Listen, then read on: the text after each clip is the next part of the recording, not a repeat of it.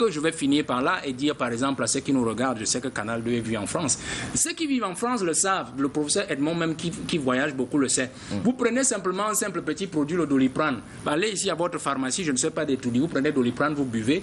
Et puis, vous prenez le même Doliprane qui est sorti de, je ne sais pas, de Rouen ou de Lyon. Vous donnez à votre ami. Il y a une différence. À l'instant, même si vous citez les maux de tête, ils sont terminés, les céphalées, elles sont terminées. Mais votre Doliprane ici, c'est au moins 10 heures. C'est pour dire quoi, le blanc, il est méchant, le blanc, il n'aime pas le noir. Il faut que le noir l'intègre déjà et comprenne que le travail dans lequel il doit se mettre n'est même pas le travail manuel. Parce que le professeur Billois semble dire que le travail qu'on doit faire, c'est le travail manuel. On doit fabriquer nos voitures. On doit pas dire. Le travail dans lequel nous devons nous mettre, c'est d'abord un travail mental, un travail psychologique, un travail de toilettage de notre mentalité et de nos cultures pour que nous comprenions que nous sommes déjà une force. Et cette force-là ne passera et ne s'exprimera que dans la solidarité de la race et du continent. Très bien. Et établir la relation entre Soros, le promoteur de Microsoft, et penser que il y a certainement des gens qui souhaiteraient que la population africaine baisse.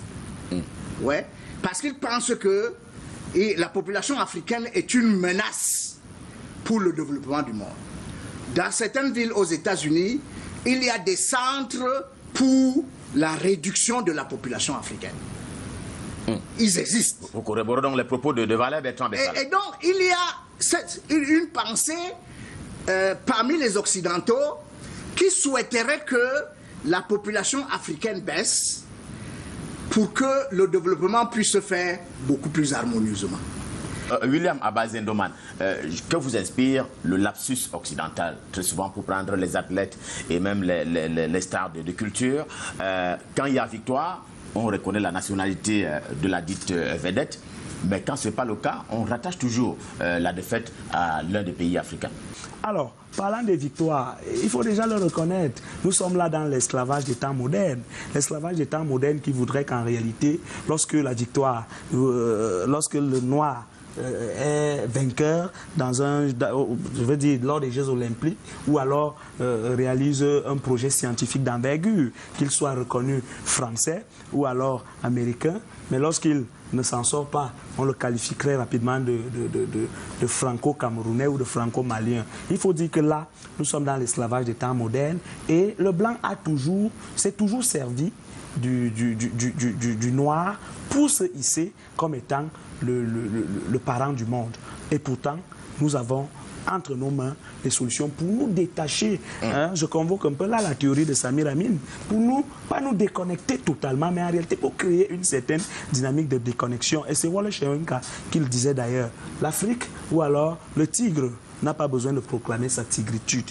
Il saute sur sa proie et la dévore. Nous n'avons plus besoin de pleurer ou d'être émotifs face à des situations qui touchent des Américains ou des Afro-Américains qui, eux, vivent aux États-Unis avec les réalités américaines pendant que nous avons nos réalités africaines. Alors, 1 minute pour chacun pour sortir de ce débat ce soir.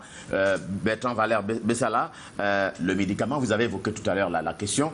Eh bien, évidemment, on est contre les inventions africaines, c'est ce que vous avez prôné dans le cadre de la rigidité de l'ordre mondial. Alors, maintenant que nous y sommes, est-ce que la solution, elle est politique? Est-ce qu'elle devrait venir de ce que vous avez appelé tout à l'heure le fédéralisme des États africains? Où est-ce qu'on doit commencer pour que l'Afrique rattrape le retard qu'on a constaté tous sur cette table ce soir? Non, monsieur Esso, l'Afrique n'est pas en retard. Je vous refuse ce terme. L'Afrique n'est pas en retard. Elle est à l'heure. Vous ne pouvez pas vivre dans une société où certains ont la technologie et vous ne l'avez pas et vous dites que vous êtes en retard. Vous êtes en retard comment? Il faut juste faire un effort pour l'avoir par des raccourcis. Il n'y a pas. Et puis, qui vous a même dit que les grands immeubles, les grands gratte-ciel, c'est le signe de développement? La preuve, c'est que s'ils arrivent encore à égorger des Noirs comme ils le font aux États-Unis, vous pensez que c'est ça un signe d'un pays développé? Vous pensez que vous trouverez un policier en train de faire ça à Yaoundé? Ou bien au Sénégal? Ou bien je ne sais pas où en Afrique? Non, le développement n'est pas ce que vous voyez. Le développement est beaucoup plus profond, plus grand.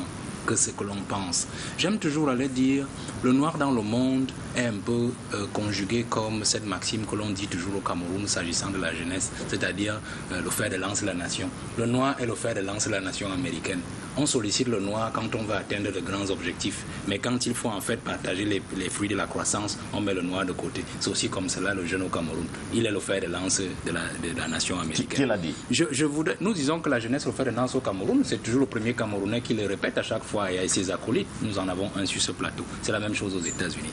Je voudrais terminer en disant que la solution ici, il faut que l'on le comprenne très bien, réside en nous-mêmes. Que nous comprenions que le noir, l'Afrique et face au monde doit s'éprouver lui-même et non se prouver. Il doit se poser et non s'opposer. Le professeur, je sors par là, est de mauvaise foi.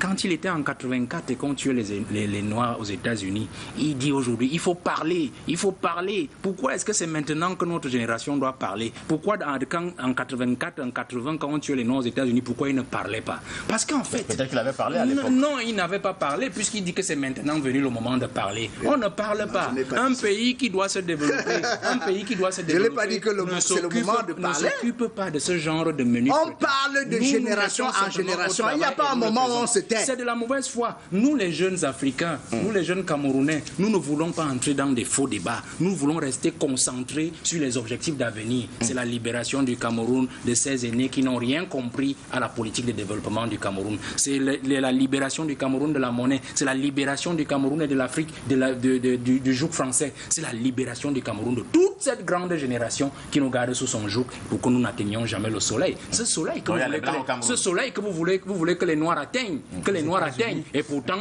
ce sont nos propres frères, nos propres pères, nos propres ancêtres qui nous maintiennent dans l'obscurité. Alors,